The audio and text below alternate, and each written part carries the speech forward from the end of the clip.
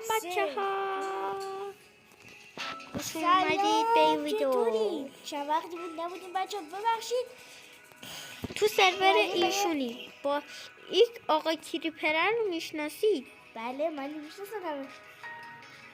البته تو سرور اوشونی. بله نه اینجا خونه منه. هرس بکنم نخونه میخوام خونه خونه ماگما. 2 تا خونه داریم هر دومون. خونه ماگما. داداشان گل میخوام خونه‌مو نشونتون بدم. ویدیو.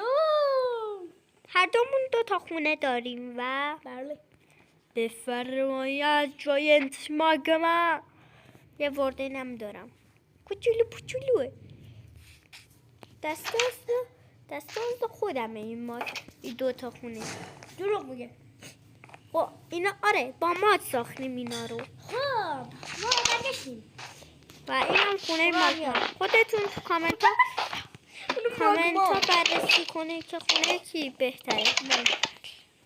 از نه این بخشی بزرگتره.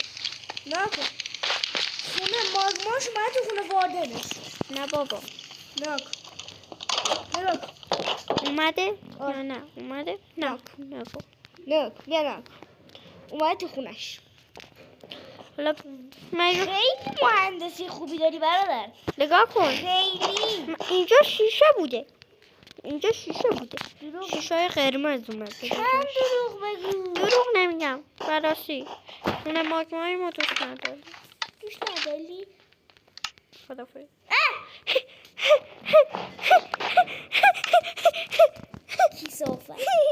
کثافت.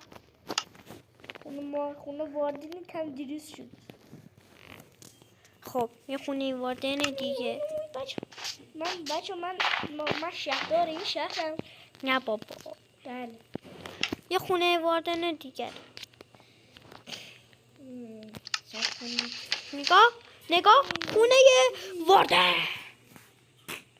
بازم رفت تو؟ نه سالمه. خدا رو شکر نرفت. چی بیارم چه خونه بیارم. حالا اعتراف کنیم خونه والدین من بهتر یا خونه اوشون؟ خونه اوشون. خونه والدین یعنی بزرگتره یا نه؟ اون مال اون بزرگتره یا من؟ مال من. خونه اوشون.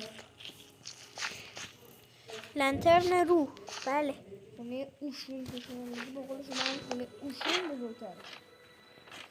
خونه واردن رو بیا. 300 طبقه است.